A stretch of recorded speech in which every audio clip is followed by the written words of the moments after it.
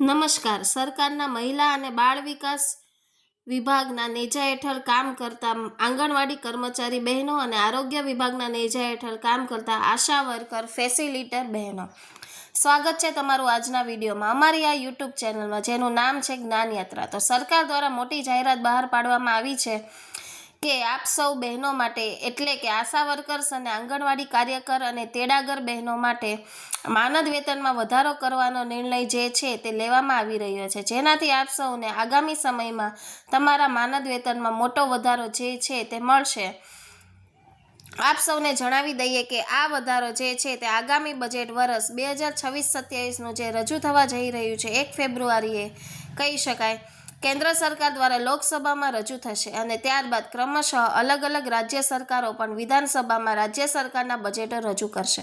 તો સરકાર દ્વારા દેશભરના લાખો આશા વર્કર બહેનો, આંગણવાડી કર્મચારીઓ માટે પગાર વધારાને લઈ મહત્વના અપડેટ જે છે તે બહાર પડાયા છે. જાણીશું આજના વિડીયોમાં વિગતવાર શું છે આંગણવાડી કર્મચારી, આશા વર્કર બહેનોના પગાર વધારાની સત્યતા અને ક્યારથી થશે પગાર વધારો, કેટલો પગાર વધારો મળશે તેને લઈ આજના વિડીયોમાં વિગતવાર ચર્ચા કરીશું. તો વિડીયોના અંત સુધી આપ બન્યા રહેશો અને જો કર્મચારી બહેનો આપ અમારી ચેનલમાં નવા સબસ્ક્રાઈબર હોય તો અમારી ચેનલને સબસ્ક્રાઈબ કરવાનું ભૂલશો નહીં. તો સરકારની મોટી જાહેરાત, આશા વર્કર્સ અને આંગણવાડી કાર્યકર તેડાગર બહેનોના માનદ વેતનમાં વધારો કરવાનો નિર્ણય સરકાર લઈ ચૂકી છે. દેશભરની લાખો કહી શકાય આશા એટલે કે માન્યતા પ્રાપ્ત સામાજિક આરોગ્ય કાર્યકરો અને આંગણવાડી કાર્યકર તેડાગર બહેનો માટે ખૂબ જ સારા સમાચાર છે. કેન્દ્ર સરકારો અને રાજ્ય સરકારોએ આ મહિલા માટે માનદ વેતનમાં વધારો કરવાનો માર્ગ મોકળો કર્યો છે, જેઓ લાંબા સમયથી તેમની માંગણીઓ પૂર્ણ કરવા માટે સંઘર્ષ કરી રહી છે. આરોગ્ય અને બાળ વિકાસ વિભાગ ક્ષેત્રે પાયાના સ્તરે કામ કરતી આ બહેનોનું યોગદાન અજોડ છે. પરિણામે આગામી 2026ના બજેટ અને રાજ્ય સ્તરની વિવિધ જાહેરાતો દ્વારા તેમના માનદ વેતનમાં વધારા અંગેના સમાચાર ચર્ચાનો વિષય બન્યા છે.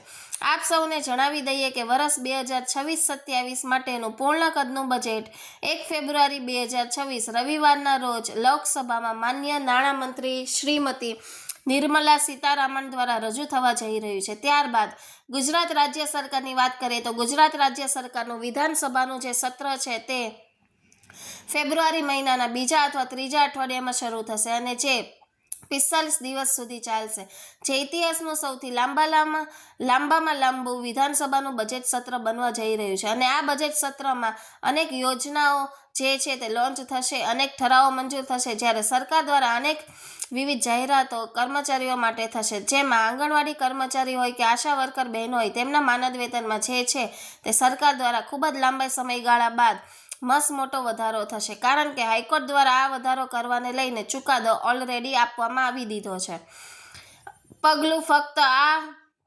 આ પગલું ફક્ત કામદારોની આર્થિક સ્થિતિમાં સુધારો કરશે જ નહીં, પરંતુ મહિલા સશક્તિકરણમાં પણ એક મોટો સીમાચિહ્નરૂપ બનશે.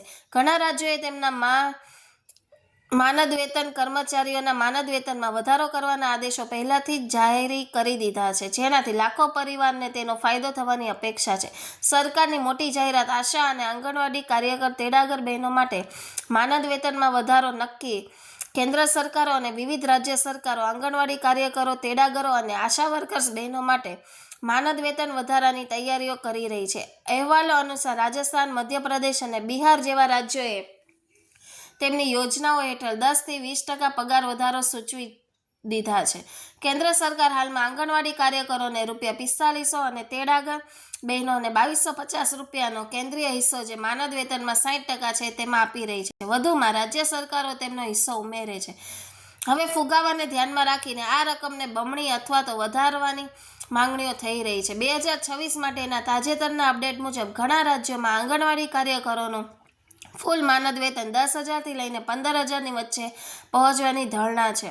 કેન્દ્ર સરકાર આશા વર્કરો માટે નિશ્ચિત પ્રોત્સાહનો અને પ્રદર્શન આધારિત બોનસ અંગે પણ મહત્વપૂર્ણ જાહેરાતો બજેટમાં કરે તેવી અપેક્ષા છે. વાત કરીશું ટૂંકમાં જોઈએ તો યોજનાનું નામ છે આંગણવાડી કાર્યકર અને આશા વર્કરના માનદ વેતનમાં વધારો. 2026 લાભાર્થીઓ છે. દેશભરના 30 લાખ કરતાં વધારે આશા વર્કર, આંગણવાડી કાર્યકર, તેડાગર બહેનો. મુખ્ય ઉદ્દેશ્ય આંગણવાડી કાર્યકર, આશા વર્કર બહેનોની જે આર્થિક સ્થિતિ છે તે સુધારવા માટે વર્તમાનમાં આંગણવાડી કાર્યકરોને ₹4500 કેન્દ્ર સરકાર આપી રહી છે. અંદાજિત વૃદ્ધિની વાત કરીએ તો 15 થી 25% જેટલો વધારો કેન્દ્ર સરકાર જાહેર કરી શકે છે. અમલી તારીખ ગણીએ તો 1 એપ્રિલ 2026 સુધીમાં જે છે તે વધારો જાહેર થઈ શકે છે. વીમા લાભોની વાત કરીએ તો પ્રધાનમંત્રી જીવન જ્યોતિ વીમા યોજના અને પ્રધાનમંત્રી આવાસ હેઠળ મફત કવરેજ જે છે તે સરકાર કર્મચારીઓને મળશે. સત્તાવાર વેબસાઇટ wcdnic.in પર આ જાહેરાત આવી શકે છે. વાત કરીએ આગળ રાજ્યવાર પગાર અપડેટ તો ભારતના વિવિધ રાજ્યોમાં માનદ વેતન દર અલગ અલગ હોય છે. ઉદાહરણ તરીકે હરિયાણા અને દિલ્હી જેવા રાજ્યોમાં માનદ વેતન પહેલાથી જ અન્ય રાજ્યો કરતાં વધારે છે. દિલ્હીમાં આંગણવાડી કાર્યકરોને આશરે 12,720 રૂપિયાનું વેતન ચૂકવવામાં આવે છે, જેમાં વાહન ભથ્થું પણ સામેલ છે.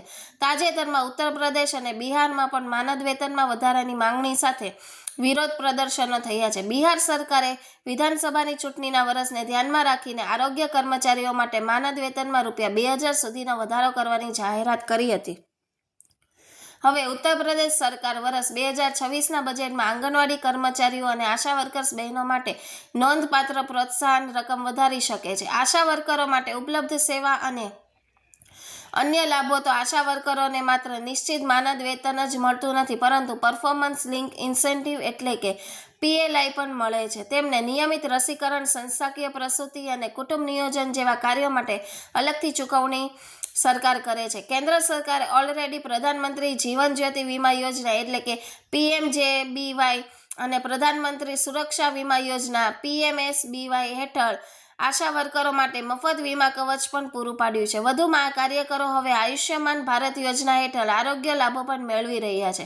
ઘણા રાજ્યોએ નિવૃત્તિ સમયે એકમ રકમ એટલે કે ગ્રેજ્યુટી આપવાનું પણ વિચાર્યું છે. સુપ્રીમ કોર્ટના જૂના નિર્ણયોને ટાંકીને સંગઠનો હવે માંગ કરી રહ્યા છે કે આંગણવાડી અને આશા વર્કરોને સરકારી કર્મચારીનો દરજ્જો આપવામાં આવે અને લઘુત્તમ પગાર આ તમામને 18,000 રૂપિયા કરવામાં આવે.